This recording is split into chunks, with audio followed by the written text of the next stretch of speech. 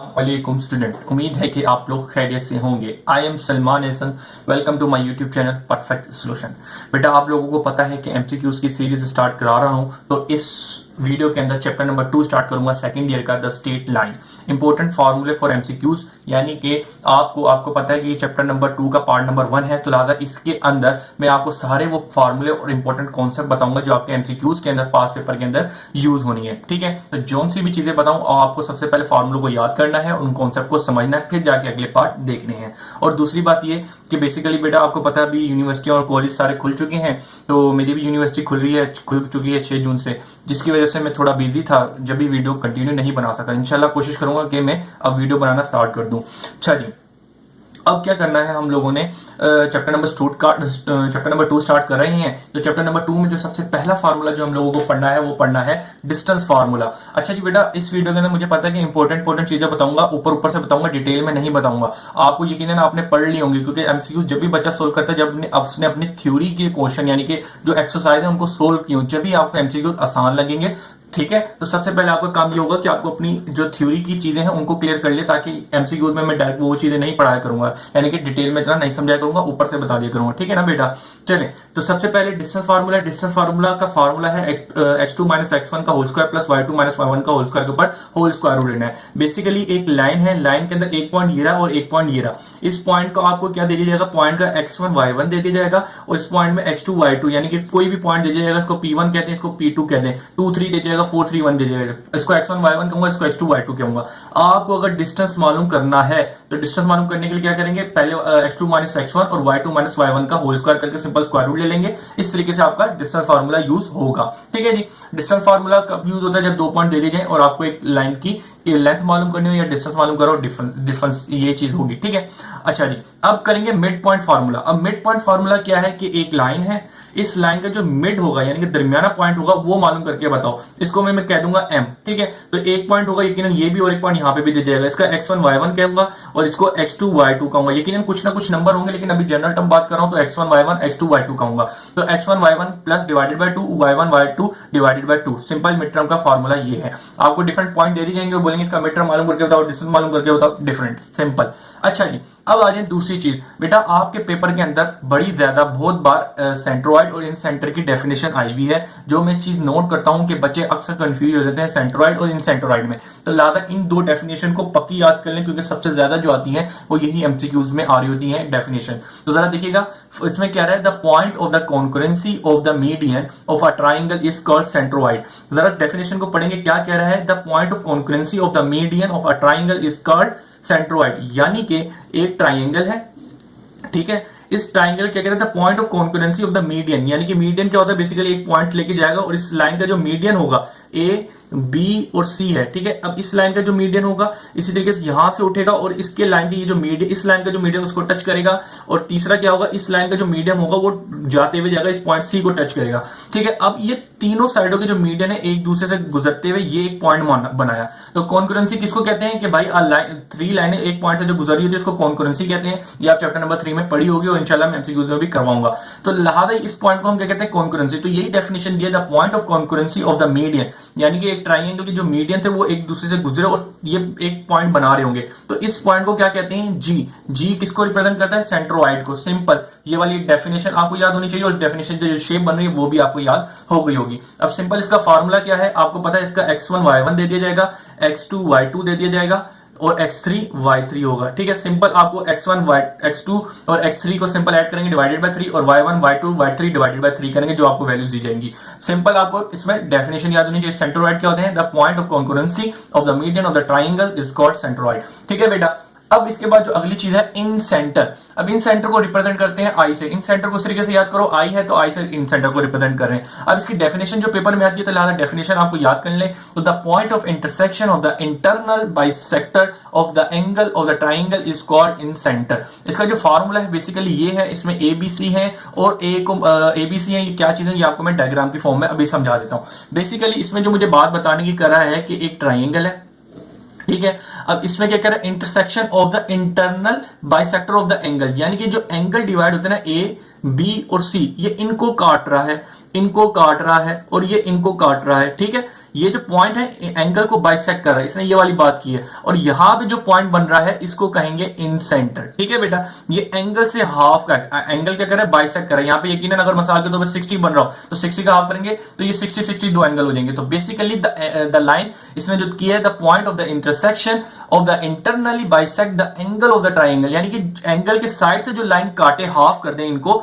उसको हम कहेंगे, ठीक है। और ये जो बीच में जो पॉइंट बनेगा उसको हम आई कहेंगे, ठीक है। तो लादा the point of intersection internal bisector of the angles of the triangle is called incentre, bisector of the angle incentre, और the concurrency of the median को इसको क्या कहेंगे हम, सेंट्रोइड कहेंगे, सिंपल। अच्छा जी, अब इसका फार्मूला आ जाता है। इस फार्मूले में आपको पता है ax1 bx2 और cx3 है। इसी तरीके से ax1 और by2 और cy3 है। बेसिकली x1 y1 और x2 क्या है, बेसिकली पॉइंट है ये x1 y1 x2 y2, ठीक है, और ये x3 y3। और अब बोलेंगे ABC क्या है, बेसिकली A के सामने वाला छोटा a, B के सामने वाला छोटा b और C के सामने छोटा c। अब ये ABC basically side length of sides है, यानी कि A का जो डिस्टेंस होगा इन दोनों के इस लेंथ का जो डिस्टेंस होगा उसको A कहूंगा, A और B के सामने जो डिस्टेंस होगा उसको C कहूंगा, और A और C के सामने जो डिस्टेंस होगा उसको B कहूंगा। इंशाल्लाह जब आपने MCQ जो एक्सरसाइज की होगी यकीनन ये चार्जेस सोल्व की होंगी। तो अभी फिलहाल आपको इन दोनों की MCQs के लिहाज से सिर्फ ये आप डेफिनेशन याद कर लें तो काफी रहेगा अब फिलहाल, ठीक है। तो उम्मीद है ये चीजें आपकी क्लियर हो गई होगी। अब आगे हम लोगों ने चीजें करनी है उसके मुतालिक चलते हैं। हम लोगों ने पिछली वीडियो के अंदर इंपॉर्टेंट फार्मूला डेफिनेशन याद करवाई थी, वो आपने याद कर ली होंगी। अब हमने चलना है, जो टॉपिक स्टार्ट करना है स्लोप। यकीनन मैं एमसीक्यूज करा रहा हूं तो इसलिए डिटेल में नहीं जाऊंगा, स्लोप क्या है, क्यों है, कैसे है, लिहाजा आपको स्लोप पता होना चाहिए। स्लोप क्या होता है, एम होता है, ठीक है, आपने पढ़ा होगा। तो स्लोप क्या होता है, स्लोप हम एम से रिप्रेजेंट करते हैं। स्लोप के कुछ फार्मूले जिसमें से 3 फार्मूले मैंने यहाँ पे लिख दिए हैं, ठीक है बेटा। सबसे पहला क्या है कि एक लाइन हो, एक लाइन के अंदर 2 पॉइंट दे दिए P1 और P2, यकीनन x1 y1 और x2 y2 होंगे। तो इस लाइन के अगर मुझे बोले कि मुझे स्लोप मालूम करके बताओ, तो उस वक्त जो आप फार्मूला यूज करेंगे ये करेंगे y2 minus y1 upon x2 minus x1 का x2 minus x1। Simple slope मालूम करने के लिए जब 2 पॉइंट दे दीजिए आप ये वाला फार्मूला यूज करेंगे। लेकिन इस चीज से एक चीज ये समझिएगा, आप y2 माइनस y1 किसके बराबर होगा, change in y। y2 minus y1 किसके बराबर होगा, चेंज इन x। तो लिहाजा स्लोप बराबर होता है change in y upon change in x। तो ये वाला भी फार्मूला आपको याद होना चाहिए क्योंकि अक्सर एमसीक्यूज के अंदर ये दिखा गया है, लेकिन ज्यादातर यही चीज आपको एक्सरसाइजों में यूज हो रही है, फार्मूले में भी आपको यूज करनी होगी। अच्छा जी, अब आ जाए दूसरी चीज। अब जब कभी आपको एक लाइन और बता दिया जाए कि ये जो एंगल बना रहा है, ये एक लाइन है, ये किसी एंगल बना रही है, तो जब आपको किसी लाइन का एंगल दे दिया जाए तो आपने क्या करना है, टेंजेंट ले लेना। तो अगर आप उस एंगल का टेंजेंट ले लेंगे तो आपके पास क्या आ जाएगा, उसका स्लोप आ जाएगा। मिसाल के तौर पे एक लाइन है वो 60 डिग्री का एंगल बना रही है, तो लिहाजा आपने टेंजेंट 60 लिया, वो आ जाएगा √3 आ जाएगा आई थिंक। तो वो जो स्लोप होगा वो √3 आ जाएगा, सिंपल। तो एक फार्मूला ये हो गया, tangent is equal to slope. अब एक और फार्मूला क्या है भाई, एक लाइन है L1 कह दिया, एक दूसरी लाइन है L2 कह दी, ठीक है। इसको मैंने आपको पता है लाइन ऑफ L1 का स्लोप M1 कह दूंगा, स्लोप ऑफ L2 यानी कि लाइन 2 का जो स्लोप होगा उसको M2 कह दूंगा। अब इसके दरमियान में बन रहा है एंगल, तो इस तरह की जब फॉर्म बन रही होती है उसमें एक कंडीशन है, ये यूज करनी पड़ती है। और ये फार्मूला आपको एमसीक्यूज में भी यूज करना पड़ा है बहुत बार। तो उसमें क्या है, tangent theta is equal to m2 minus m1 upon 1 plus m1 और m2। बेसिकली आपको स्लोप की वैल्यू दे दी जाएंगी और स्लोप m1 और m2 की वैल्यू देंगे, आपको पुट करना, सिंपलीफाई करना, आपके पास आपका आंसर होगा। ये बात हो गई क्लियर। अब चलते हैं आगे, इक्वेशन ऑफ फॉर्मिंग फार्मूलाज।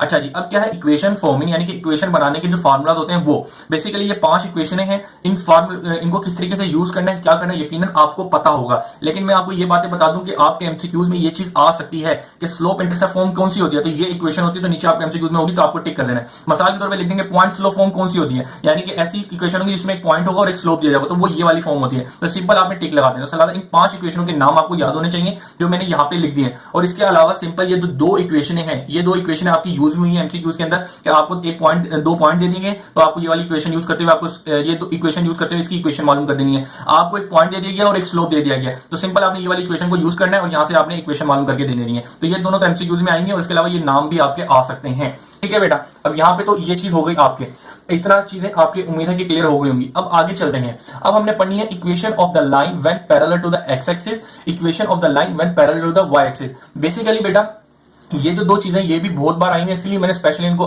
वाजे करके यहाँ पे समझा रहा हूं, जो आपको पता होना चाहिए। क्या है बेटा, एक लाइन ऑफ इक्वेशन बतानी है, कब बतानी है, उसकी जब वो पैरेलल होगा एक्स एक्सिस के, यानी कि एक लाइन है, ठीक है, वो किसके पैरेलल है, एक्स एक्सिस के पैरेलल है, सिंपल।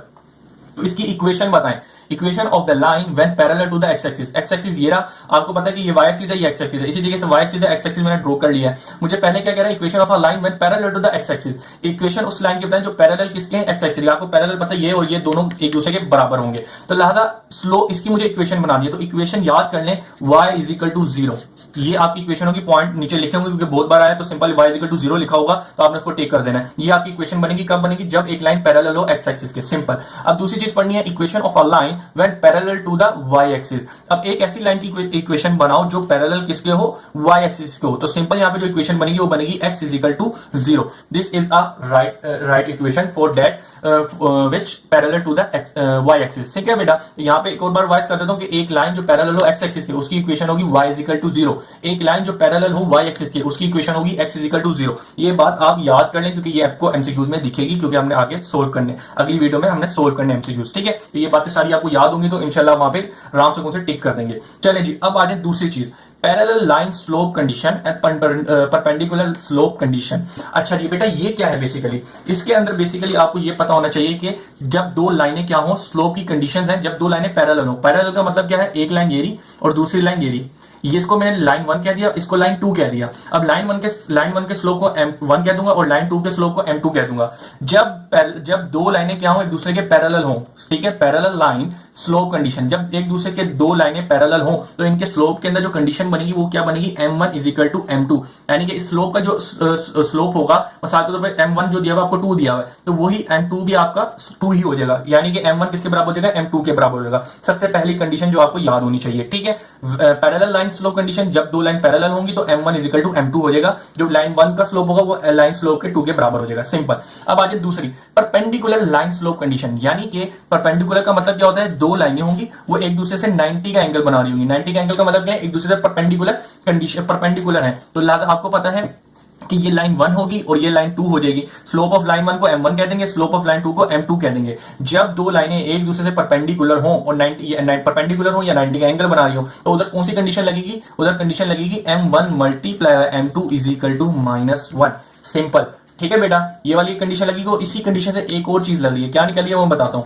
m2 ऐसी कैसी रहेगा, ये मल्टीप्लाई और इधर आके डिवाइड हो जाएगा, तो -1 अपॉन m1 आ जाएगा। तो लिहाजा आपके पास एक कंडीशन ये भी निकल रही है, स्पेशली याद करनी है। क्यों, क्योंकि आपको बोल दिया जाएगा एक लाइन है, अब यहां पे एक बात बता देता हूं कि एक लाइन है m1 है और उसके परपेंडिकुलर हो, तो आपको ये कंडीशन याद होनी चाहिए, m1 multiply m2 is equal to -1, और उसके अलावा इसी को ये मल्टीप्लाई उधर आके डिवाइड हो जाएगा, तो ये क्या फॉर्म बन जाएगी, -1 अपॉन m1। सही है, लेकिन आपको क्या कहा जाएगा, एमसीक्यू में जो ज्यादा चीज आ रही होती है वो क्या होती है कि भाई एक लाइन है, उसका स्लोप m2 है, तो वो उसके पैरेलल है, तो m2 का स्लोप क्या बन जाएगा, 2 बन जाएगा। क्यों, क्योंकि आपको पता है m1 m2 के बराबर होगा जब एक दूसरे के पैरेलल होती है, सिंपल।